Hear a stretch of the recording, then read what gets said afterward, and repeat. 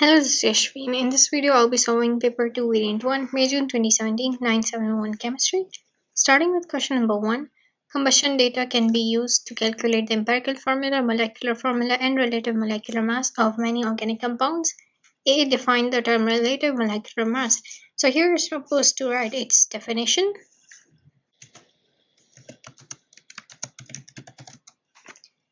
B. T is an alcohol, CxHyO.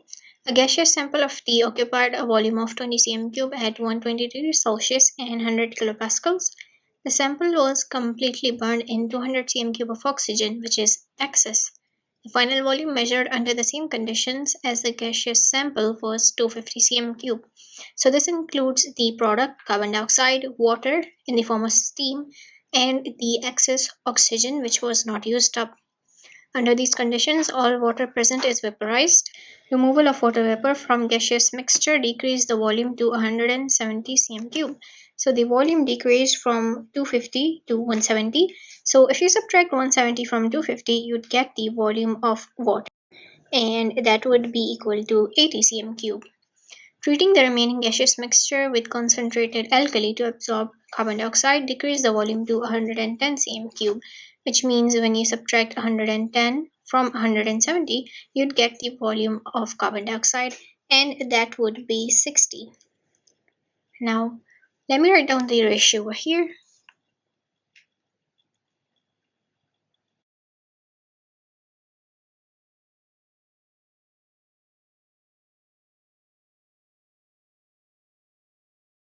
And simplifying the two values, you get 3:4 ratio, meaning that the value of x is 3.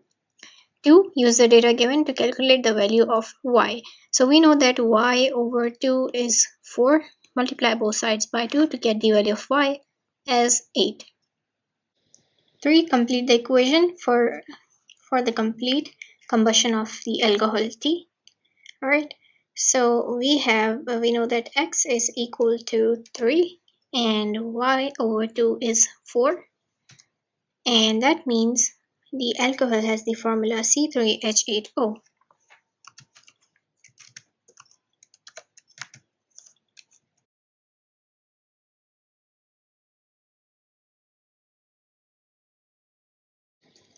Four, give the skeletal formulae of two possible structures of T.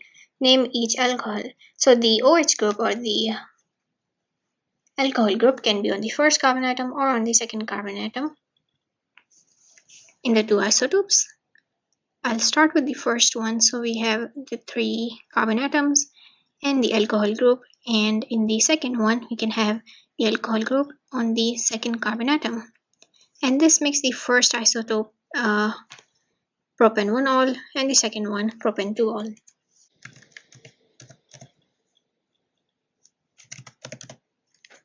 Five, use the general equation to calculate the mass of T present in the original 20 cm³ gaseous sample, which was measured at 120 degrees Celsius and 100 kilopascals.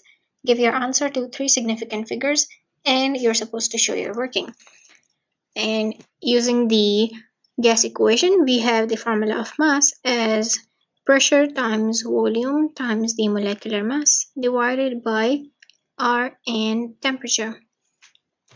So now you need to calculate the molecular mass of T, which is equal to 12 times 3 plus 8 plus 16, and the answer of that is 60. So you multiply 100K with the volume. So you divide 20 with 10 to the power of 6 to convert cm³ to meters cube, and multiply that with 60, and divide all of the numerator with 8.31 and temperature, which is 120 plus 273, to convert from degrees Celsius to Kelvin, and that gives the answer of mass as 0.0367. 2. Structure and bonding can be used to explain many of the properties of substances. A. Copper, ice, silicon oxide, iodine, and sodium chloride are all crystalline solids. Complete the table with the name of type of bonding found in each crystalline solid. the type of lattice structure for each crystalline solid. Alright, so we have to start with copper. It has metallic bonding and a joint structure.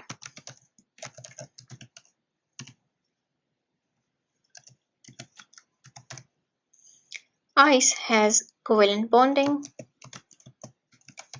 and a simple molecular structure. Silicon dioxide also has covalent bonding and a giant structure. Iodine also has covalent bonding and a simple molecular structure. Sodium chloride has ionic bonding and a joint structure.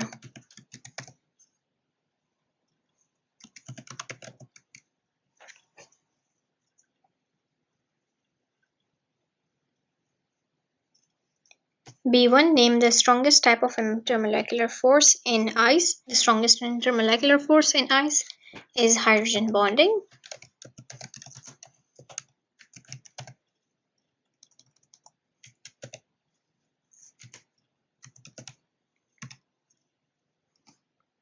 As it is the strongest intermolecular force compared to forces due to induced dipoles or permanent dipoles. To draw a fully labeled diagram of two water molecules in ice, showing the force in one and how it forms. So I'll draw two water molecules. This is O, H, and H. So O has a partial negative charge. Hydrogen atoms have partial positive charges. And supposing I draw another water molecule over here, we have again dipoles on each of the atoms and hydrogen bond between two opposite charges. See, the graph represents how the temperature of a sample of copper, melting point 1085, changes as it is gradually cooled down from 1200 degrees Celsius. So at 1200 degrees Celsius, it is in the liquid form, and at this temperature around here, we can see that the graph is leveled off. It does not decrease, meaning that its physical state is changing. So if it was liquid initially, then it has to be changing into a solid. So at this stage where temperature does not decrease, there is going to be solid and liquid form of copper. And then once it starts decreasing, once the temperature starts decreasing again, meaning it has entirely converted into its solid form. 1. Identify the states of matter present during each stage of the process shown in graph. So X is liquid, Y has both liquid and solid because it is still converting to solid. Z is entirely solid. 2. State what is happening to the energy and movement of the particles in copper during stage X. So as you can see, the temperature is increasing, meaning that the energy of particles is decreasing, and therefore as they move closer together, their movement also slows down. 3. Explain why the temperature stays constant at T1 during stage Y.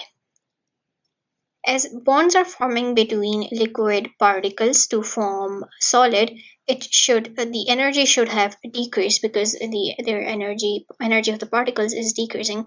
But since bonds are forming, the formation of bonds is exothermic, and the heat released during those bond formation counteracts any of the decrease in temperature. Therefore, it does not further decrease during stage Y.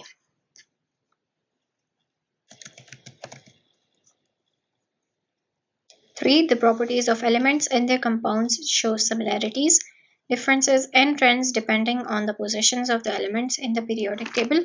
A. The position of some elements are indicated. The letters used are not the symbols of the elements. From the elements labeled, give the letter for the element that forms an amphoteric oxide, which is aluminium, so that is A. The element with the highest first ionization energy. Ionization energy increases across the period and upper group, so that would be H. The element that forms a soluble hydroxide and an insoluble sulfate, which would be G, because solubility of hydroxides of group 2 metals increases going down the group and the solubility of sulfates decreases. The most volatile element in a group that contains elements in all three states of matter at room temperature and pressure, so that is going to be P. 5. The element that forms the largest cation. Cation size decreases across the period, and it also decreases up a group, meaning that F has the largest cation size.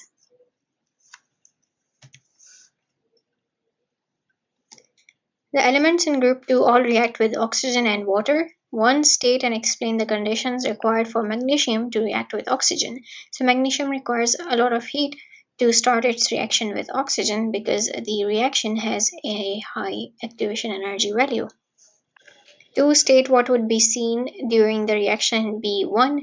So you'd observe a white flame. 3. Write an equation for the reaction of magnesium with cold water and include state symbols. Right. Magnesium, which is solid, reacts with water in its liquid form to give magnesium hydroxide, which is a precipitate, or in solid state, as well as hydrogen gas. And you need to balance this equation over here, and that's it. C. The carbonates and nitrates of the elements in group 2 can all be decomposed by heating. 1. Write an equation for the thermal decomposition of magnesium nitrate. The thermal decomposition of calcium carbonate forms a solid product that is industrially important, so that would be calcium oxide. This solid product reacts with water to form a compound commonly known as slaked lime, or chemically known as calcium hydroxide. Write equations for thermal decomposition of calcium carbonate and the reaction of the solid product to form slaked lime. Right. So we have calcium carbonate, which decomposes to calcium oxide and carbon dioxide, and then calcium oxide reacts with water to form slaked lime. And balance out the equation.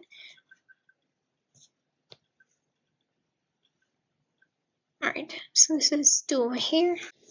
The calcium carbonate and calcium hydroxide both have an important use in agriculture. 1. Describe this use and explain what makes these two compounds suitable for it. So they are known for their use to reduce acidity of soils which are acidic in nature or have a high hydrogen ion concentration, and these compounds reduce the acidity of those soil because of their basic nature, as they are able to accept protons. 2. Write an ionic equation to illustrate this use of calcium carbonate. You can show that by the reaction of calcium carbonate and the reaction with protons. So this forms a soluble calcium salt. Therefore, it is denoted by its ion form, and it forms carbon dioxide and water as byproducts. 4. P, Q, and R all have molecular formula C3H6O. They are all structural isomers of each other. P and Q each contain an oxygen bonded directly to a carbon atom, that is sp2 hybridized. That means in P and Q, the carbon atom that is bonded to oxygen has double bonds.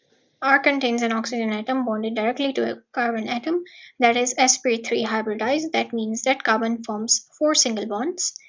A1. Explain the meaning of the term structural isomers. So they have the same molecular formula and different structural formula.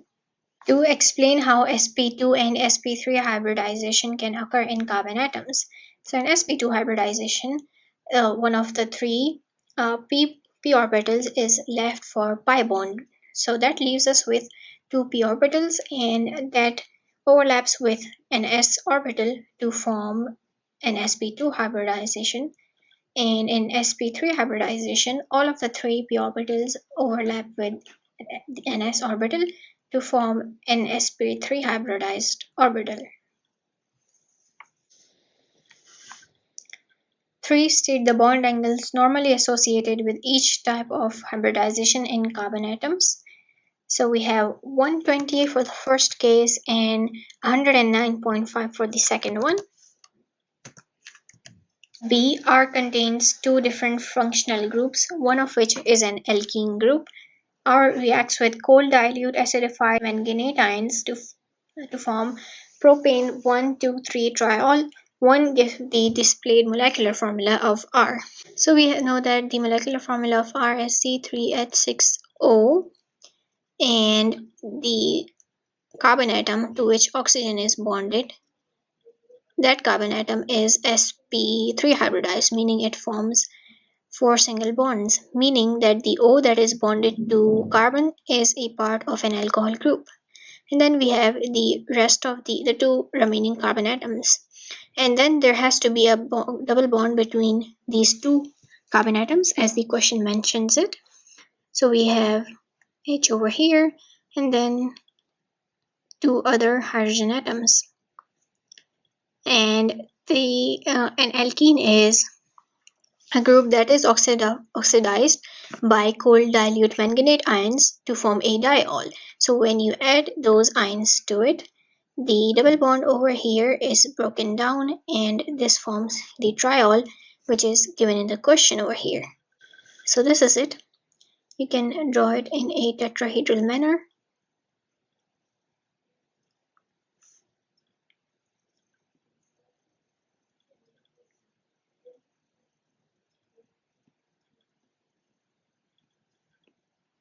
And those will be all of the atoms in R. To state the type of reaction and what you would observe when R reacts with bromine water. So the type of reaction would be electrophilic addition reaction, since bromine would act as an electrophile and double bond will be broken down, and the orange-brown bromine water would decolorize. 3. Draw the structure of the product formed when R reacts with bromine. So all you have to do is open up the double bond and add bromine molecules to the second and third carbon atoms. And then the rest of the structure.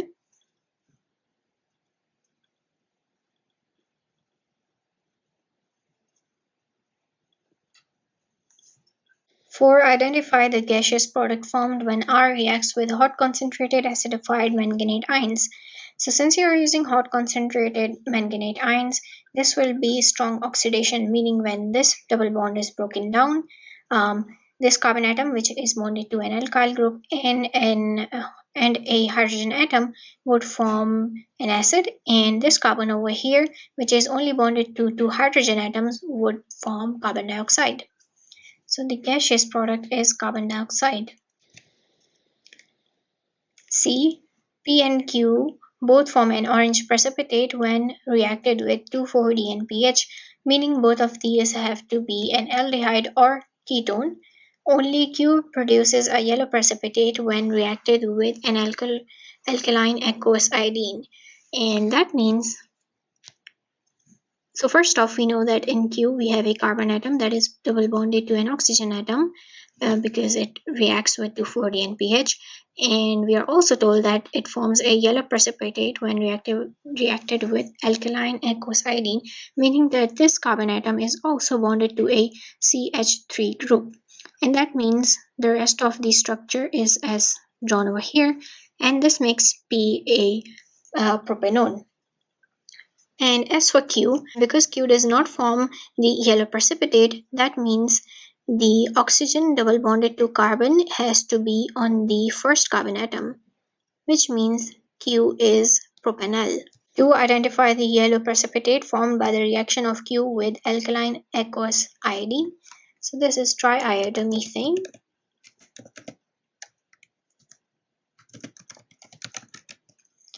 D. P and Q each react with hydrogen cyanide to form a single product.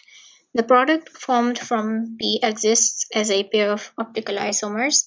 The product formed from Q does not exhibit optical isomerism. 1. Explain the meaning of the term optical isomerism. So you have 2 marks. To score all of them, you need to mention 2 points. First up, we know that optical isomer is a branch of the stereoisomer. So you can mention a point about stereoisomerism, and the second one about optical isomerism. Stereoisomers have the same molecular and same structural formula, and optical isomers basically have a chiral center, which is a carbon atom that is single bonded to 4 different groups of atoms.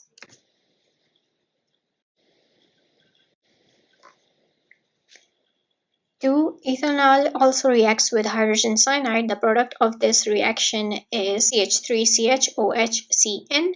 Draw the mechanism of this reaction. Include all necessary dipoles, lone pairs, and curly arrows. We can start with drawing the structure of ethanol. And then we have the cyanide ion, which has a charge of -1, a lone pair.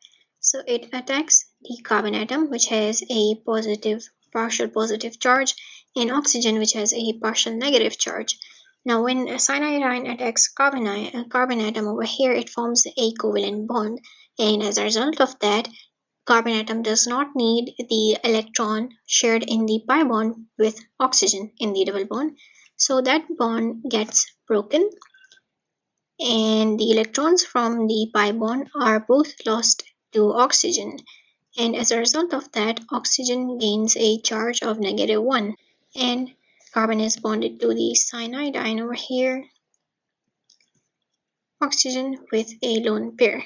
So this negative ion is attracted to the hydrogen ion with the positive charge, and so it attacks it and forms the final product. And that is it for today's video. Thank you for watching.